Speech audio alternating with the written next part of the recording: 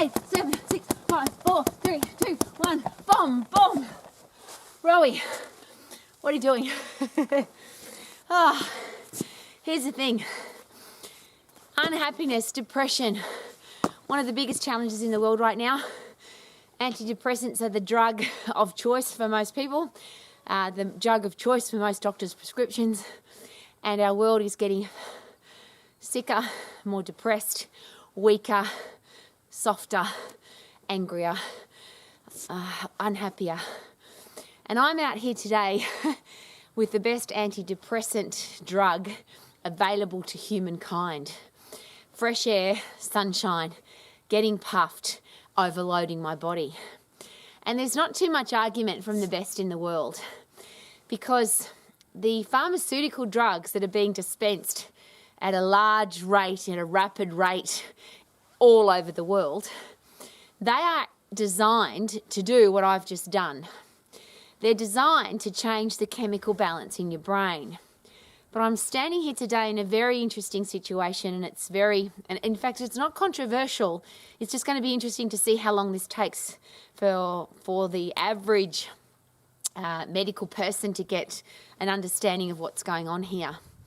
There's been an understanding in the psychiatry group of medical professionals since about the 1960s. That one of the reasons why we get depressed, or why humans get depressed, is because of a serotonin challenge in the brain. So the pharmaceutical companies decided that they would produce drugs that added serotonin into the body. And the real challenge with that, of course, is that there's been a lot of drugs dispensed to do that. And thank goodness for ongoing medical education, that a lot of that information is now, and I'll phrase a psychiatrist who shared this with me personally, Rowie, we don't need to disprove that because it was never proved in the first place. That's a very strong statement. One of the most prescribed drugs in the world, now in 2022, and whenever you're listening to this, the top psychiatrists are suggesting via scientific research that particular drug may not work the way we want it to, or it has never worked the way it was supposed to, or that there has to be a better way. Nobody knows what that is yet, except that when they've done studies with take an antidepressant and do some exercise, that the results were the same. Now, one of the challenges that we've got with pills, of course, any kind of pill, is if I take a pill and I'm told that it works, then is there a chance perhaps that there'll be a placebo effect, that because I've been told that it works, my body will actually respond to that. And again, there's not too much argument about that if I'm told that it works, it works. So for example, a lot of the pharmaceutical drugs, particularly the chemicals for the brain, the antidepressant drugs, they come with a big long list of side effects. And I always ask people, please learn the side effects of an antidepressant. The reason this is so important to me is I've spent my entire career as a personal exercise coach, predominantly with people who don't feel happy. They're depressed and they are on antidepressants and or a whole heap of other drugs, and it hasn't worked for them, or it's only worked for a short period of time. So my driving force is always to learn more about the brain, learn more about the pharmaceuticals that people are given, learn more about what exercise can do for the brain, and can we help fix, sort, change this particular challenge.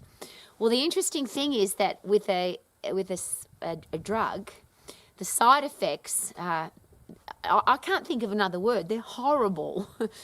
If you take an antidepressant and you read the side effects of what that drug can do to your body, the worst one for me, of course, is suicidal tendencies. And interestingly, and I'm just going to make a connection that seems common sense to me, if millions of people have been taking a drug that causes suicidal tendencies because they're unhappy, is it possible that the suicide rates would go up?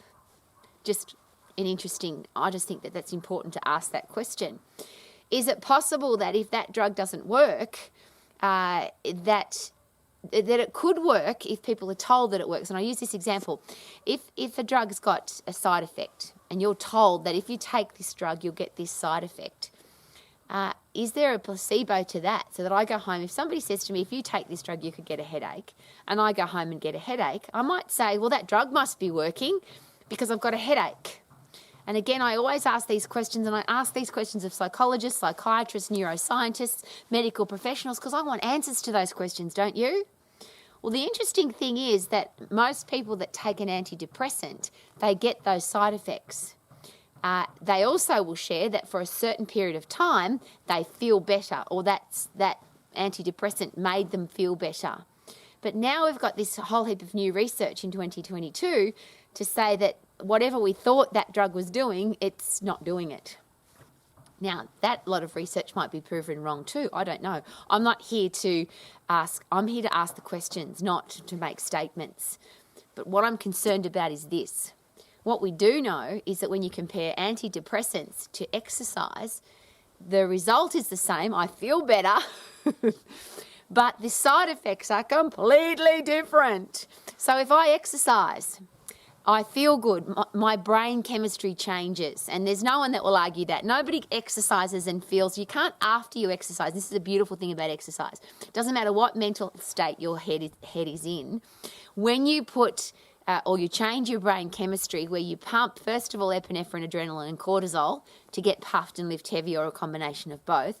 The reverse of that then, the neurochemistry change in your brain, is that you have dopamine, serotonin, brain-derived neurotropic factor, so you feel good. So the beautiful thing about the medicine of exercise is that when you get puffed and when you lift heavy, you feel good. The physiology is on our side. Isn't that awesome? So if you're constantly injecting yourself with exercise, if you're constantly taking the medicine of exercise, you can always feel good. And that's, I'm the living, breathing example of that, Robbie. You can't be happy all the time. Well, yes, you bloody can, because every time I don't feel so good, I go and punch the bag, or I come outside in the fresh air and punch the bag, or I get on the treadmill or the cross trainer, or I run up some stairs, or I run through the soft sand, or run up the driveway, and I get puffed, and then I feel better. And when I feel better, I can think more clearly. And is it possible, because one of the real challenges that I have with the pharmaceutical side of things is that you'll have suicidal tendencies, and you'll feel, one of the words is that my clients have used is brain fog. I can't think clearly. And if you can't think clearly, what happens to the rest of your life? So why am I stepping on this very important but controversial topic, or I'm stepping into it wholeheartedly, is that we have kids, hundreds, thousands, if not millions of kids now, being given an antidepressant for all sorts of reasons.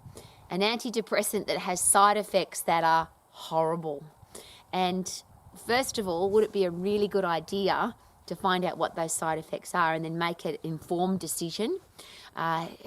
I'd like to say that people would read the packet and read the side effects, but often now an antidepressant, the side effect isn't even in the packet. It comes with a pile of paper on these are some of the side effects that you could get. Interestingly, I'll share it again, people will get those side effects, so their brain connects that with, well, my antidepressant must be working because I'm getting these side effects, and the side effects are yucky. I don't want that for anybody. Did you know that the side effect of exercise, so the medicine of exercise that makes you feel good, the same as an antidepressant is supposed to make you feel good, the side effects of exercise is that your brain thinks more clearly. You get neuroplasticity and neurogenesis. So your old brain cells drop off, you grow new ones. Your brain thinks differently, neuroplasticity. You can think more clearly, so you can make better decisions. That's your brain. But what about your body? The side effect of exercise is you'll get fitter and stronger. So your central nervous system fires up better. That's your brain. Your hormonal system fires up better. That's your emotions. That's your hormones. Your heart and lungs work better, so you'll be fitter. So all of your body has better circulation. So that's hair, skin, nails, teeth. Everything works better. And then on top of that, you have a body that turns into a fast calorie burning, food burning, fat burning, sugar burning machine, so that you burn up the calories that you put in, so you're less likely to be overweight. A lot of people take drugs because they're overweight. They're depressed because they're overweight. But if you're really fit and strong, your chances of being overweight are much less. And here's the really interesting thing with that one. there are a lot of people who've shared this with me, because I've been doing this a very long time, that even though they didn't lose any weight or they didn't lose any clothes size or any body fat percentage, because they feel better after they exercise, that doesn't concern them so much. So yeah, Rowie, I looked in the mirror this morning and I felt a bit chubby, or I looked a bit chubby, but I felt great. Isn't that awesome? That's what exercise does for the human body. So it gets your body physically into great shape, makes you feel better about yourself. What about your immune system? We have germs and bugs and viruses and diseases. 80% of those 80% of those things that we get into our body could cause serious damage, but they don't have to, because when you're fit and strong, your immune system can fight them all. And we've got two immune systems, one that we're born with and one that comes on if some weird thing comes into our body. So isn't it awesome that if your body's fit and strong, your immune system's strong, it can fight everything that attacks it, and if something new comes along, like a worldwide pandemic virus, your body can learn how to fight that as well, because it's fit and strong. We don't seem to use exercise as a medicine, and the reverse, medicine is exercise. This is what the top medical professionals are saying. If you don't want to get sick, get fit and strong, because your chances of getting sick will be so much more reduced. If you are, so that's medicine is exercise. So if you don't want to get sick, exercise. If you are already sick, if you are already depressed, if you're overweight, if you've got coronary heart disease, type 2 diabetes, osteoporosis, depression, cancer, any of the horrible diseases, if you get fit and strong, you can fight them more effectively. You're less likely to have them for as long, and they're less likely to come back again. That's a beautiful circle for me. What do you think? The medicine of exercise. But this headspace thing, I want our kids to have healthy heads. How about you? I would like everybody to have a healthy head. And is it more likely that our head will be healthy if we're outside, fresh air, sunshine? Get puffed to get fit, lift heavy to get strong, get your brain working effectively. And let's just say that an antidepressant was the ultimate thing to fix an unhealthy head. If that's the case, but it's got these horrible side effects, wouldn't it be nice to try something else before we had to try something with such horrible side effects? So yes, if you get cancer, you can get chemotherapy, and chemotherapy and radiation are likely to kill the cancer. But wouldn't it be nice to not get the cancer in the first place? And the oncologists, the best in the world, are sharing that with us, that if you're fit and strong, 80% of cancers, you are less likely, if never going to get them, because 80% of cancers are caused by bodies that are weak and unfit and unhealthy. So if you're fit and healthy and strong, you're less likely to have those challenges. So even if antidepressants are the answer to a brain that's already depressed, wouldn't it be nice to not get depressed in the first place? Wouldn't it be nice to have a healthy, fit, strong body that can deal with everything because you've got a strong brain and a strong body?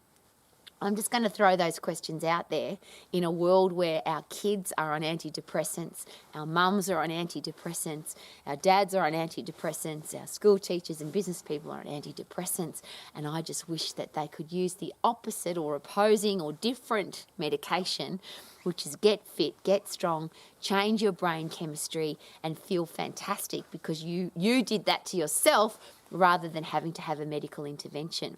So the question here is, whatever you decide to do with your body, of course it's your body. But isn't that awesome? The doctor could say you have to do this, but it's your body. And I'll use this as a fun example. Fun might not be the right word. But a lot of doctors will tell you, you need to lose weight because otherwise this is going to happen. But people don't. Doctors will say, if you don't lose weight, you'll get coronary heart disease or type 2 diabetes, or you've already got coronary heart disease and type 2 diabetes because you're overweight. If you lose weight, you'll get rid of them. But people still keep eating large amounts of food. So they don't do what the doctor said. The doctor says if you don't want to get lung cancer, don't smoke. And the doctor says if you have lung cancer, you really shouldn't smoke. And smoking causes lung cancer. But guess what? People still smoke. So even though the doctor tells them to do something, people still don't do it. So even if your medical professional says you should take this medication, all I'm asking is this very special question. There are more than one medical professional in your life. Get a second opinion. Could that be a good idea? How about a third opinion, a fifth opinion? What I do know about medical professionals, because I'm involved with them every day, is that doesn't matter what opinion a medical professional has, there'll be another medical professional with an opposing opinion. And this is the one that I always use because it's very topical at the moment. There are medical professionals, top-level professors, oncologists, cardiologists, orthopedic surgeons, psychologists who say you should have a plant-based diet, you should be a vegan vegetarian, and they preach that adamantly.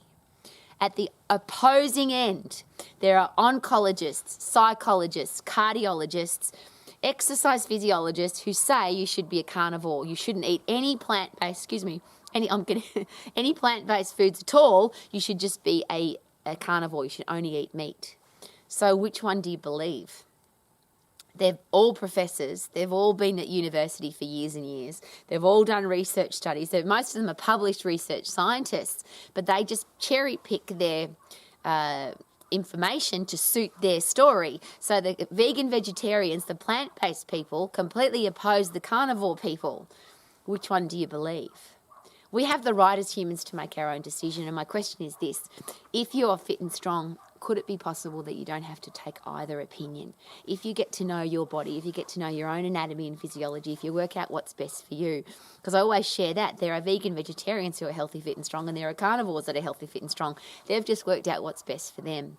There are people that take antidepressants and it works for them. There are people that take antidepressants who feel suicidal. Could it be, should it be a really good idea to get a second opinion, a third opinion, a fifth opinion, but most importantly, could it be a really good idea to work it out for yourself? There's new research right now in 2022, whenever you're listening to this, but in 2022, it was decided, discovered, worked out, research showed that perhaps all of the information that we had received about depression and serotonin may not be correct. Should we work out now what's going to be best for us rather than just keeping to believe the old information? Could it be a really good idea to find out what the new information is all about? And could it be a really good idea to chat to your medical professional? And if you don't like the information that that medical professional gives you, could it be a good idea to go and get a second opinion? That's what I'm here for. My name's Rowie. Romax is all about being healthy, fit and strong for the rest of your life. Not other people telling you how to live your life, not people telling you what to eat and how to exercise, but you being able to work it out for yourself. Thank you for coming to Romax, and thank you for investing time in your body, in your life, so that you can live your life to the max. I feel good, because I love my life and I love being healthy, fit and strong, and I love being outside and I love the fresh air and sunshine. Woo!